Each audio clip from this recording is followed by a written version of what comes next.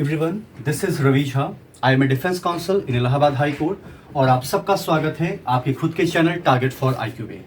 जैसा कि आप सभी जानते हैं कि उत्तर प्रदेश लोक सेवा आयोग के द्वारा यूपी APO का एग्ज़ाम नेक्स्ट मंथ कंडक्ट कराना ये फाइनल हो चुका है और टारगेट फॉर IQ के प्लेटफॉर्म पे एक सीरीज चल रही है जहां पर हर दिन अलग अलग फैकल्टीज़ के द्वारा आपके सामने हर वो चीज़ एक वीडियो के माध्यम से पेश की जा रही है जो आपके एग्ज़ाम के दृष्टिकोण से महत्वपूर्ण है। वो हो सकता है किसी चैप्टर के बारे में चर्चा वो हो सकता है किसी कॉन्सेप्ट के बारे में कोई डिस्कशन वो हो सकता है किसी सेक्शंस या किसी भी इलस्ट्रेशन का कोई एक्सप्लेनेशन हो, और ये भी हो सकता है कि उसके अंदर आपको डिफरेंट केस लॉस को देखने का मौका मिले। तो आज की क्लास में आपके साथ मैं वीडियो सीरीज के CRTC के पार्ट 2 कर लेके आ रहा हूं, जहां पे हम कुछ चंद केस लॉस को जानेंगे और सिर्फ उन केस लॉस को सिर्फ इतने तक ही नहीं जानेंगे कि आखिर उस केस के अंदर क्या हेल्ड किया गया, बल्कि उसके अंदर कौन सी चीज़ें हुई, आखिर उस केस की वजह से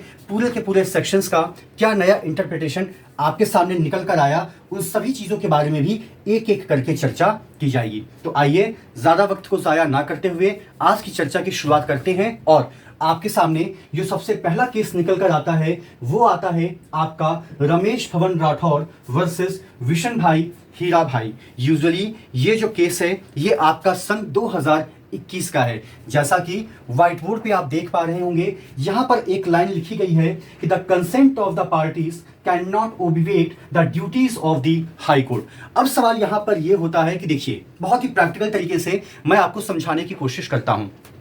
आमतौर पे जब भी किसी व्यक्ति के ऊपर FIR लॉन्च होती है, अगर वो आमतौर पर नॉन बेलेबल ऑफेंस है तो क्या होता है, पुलिस उसको गिरफ्तार करती है, उसके बाद उसको मजिस्ट्रेट के सामने पेश किया जाता है, उसके बाद मजिस्ट्रेट मैक्सिमम केसेस के अंदर उसको जुडिशियल कस्टडी में रेफर कर देते हैं। उसके बाद अब उस व्यक्ति के जो फैमिली वाले होते हैं वो क्या करते हैं, वो रेगुलर बेल अप्लाई करते हैं। जब बेल एप्लीकेशन अप्लाई की जाती है तो जाहिर सी बात है जो अक्यूज्ड को रिप्रेजेंट करता है उसको हम लोग बोलते हैं डिफेंस काउंसिल यानी कि बचाव पक्ष, और जो सरकार या विक्टिम को रिप्रेजेंट करता है उसको हम लोग बोलते हैं प्रोसिक्यूशन यानी कि अभियोजन पक्ष। अब यहाँ पे कई बार चाहे हाई कोर्ट हो या कोर्ट ऑफ सेशन हो, वहाँ पे हम बात करते हैं प्रिंसिपल ऑफ नेचुरल जस्टिस की, जहाँ पर अक्सर आपने ये कहते हुए सुना होगा कि both party should be heard and no one should be condemned without the process of the hearing. अर्थात दोनों पक्ष को सुना जाना बहुत ही जरूरी है, सिर्फ एक पक्ष को सुनकर ही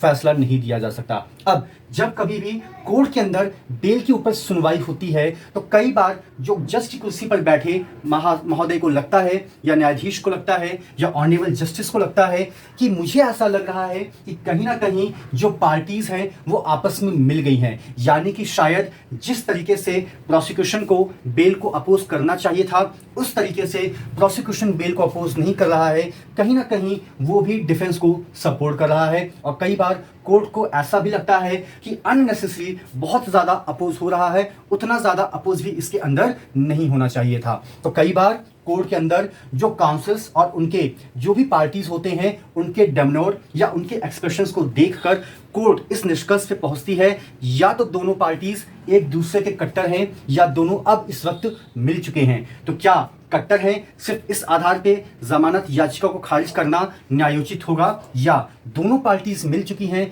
क्या इस आधार पे जमानत को देना ये भी न्यायोचित होगा। तो आमतौर पे इस केस के अंदर साफ तौर पे ये कहा गया है कि आमतौर पे चाहे वो कोर्ट ऑफ सेशन हो चाहे हाई कोर्ट हो, उनको कभी भी इन चक्करों में नहीं पड़ना चाहिए कि जो पार्टीज हैं चाहे वो प्रोसिक्यूशन हो या डिफेंस हो, इट डजंट मैटर कि वेदर दे आर कट्टर दुश्मन टू अगेंस्ट ईच अदर और they have a very friendly nature. यहाँ पे कोर्ट को अपना जुडिशियल माइंड अप्लाई करना है और ये देखना है कि वेदर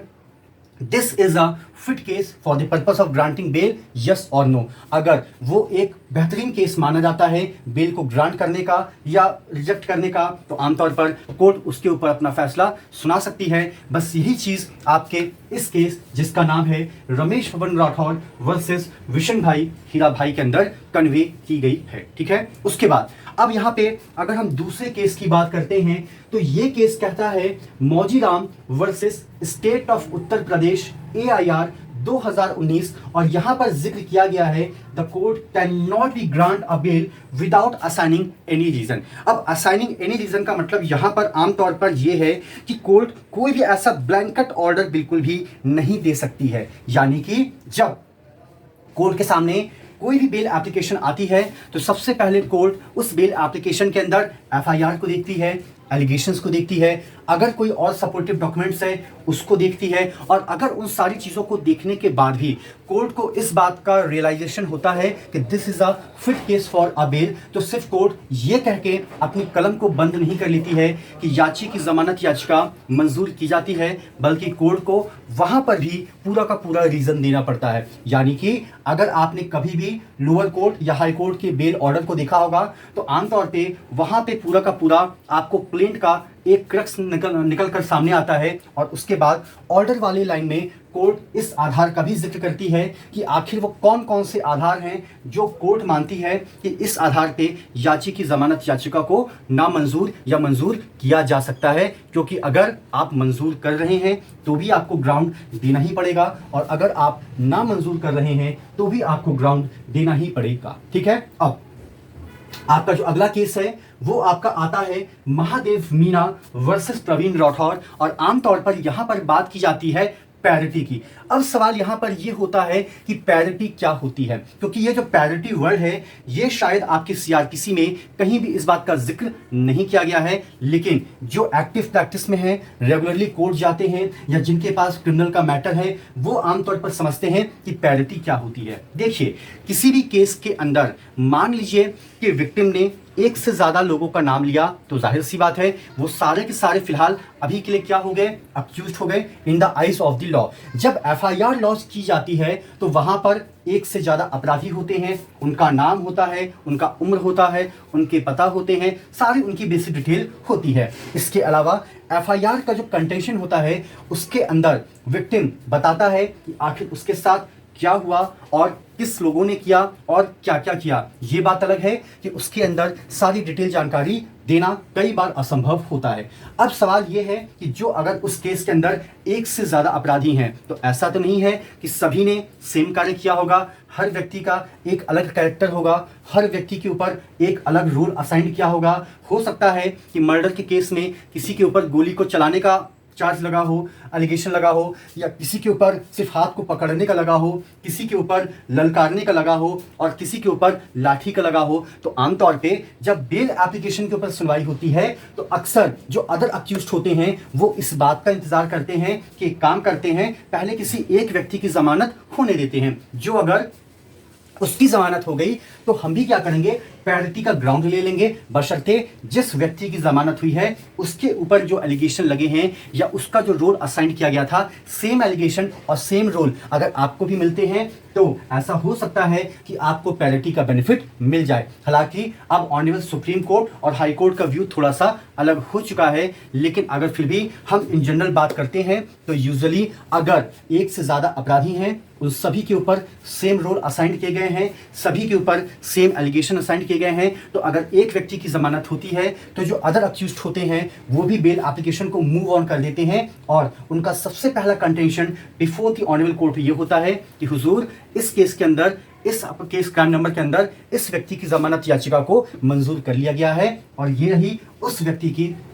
बेल ऑर्डर। और उस आधार पे कोर्ट उस बेल ऑर्डर को देखती है, उस एफआईआर को देखती है, और उसके बाद एफआईआर के अंदर इनके नाम, इनके ऊपर लगाए गए एलिगेशन और इनके रोल को देखती है, और वहाँ पे 90% केसेस में अगर सारी चीज़ें मैच हो रही हैं तो कोर्ट पैरिटी के आधार पर इनको जमानत दे भी देती है। ये बात आपका महादेव मीना वर्सेस प्रवीण राठौर में डिस्कस किया गया है। उसके बाद आपका जो एक रिसेंट केस है वो है आपका अर्णव मनोरंजन Goswami versus state of Maharashtra. आमतौर पे ये एक ऐसा नाम है जो इस वक्त पूरे हिंदुस्तान के लिए अनजान नहीं है, रिपब्लिक चैनल के हेड। अब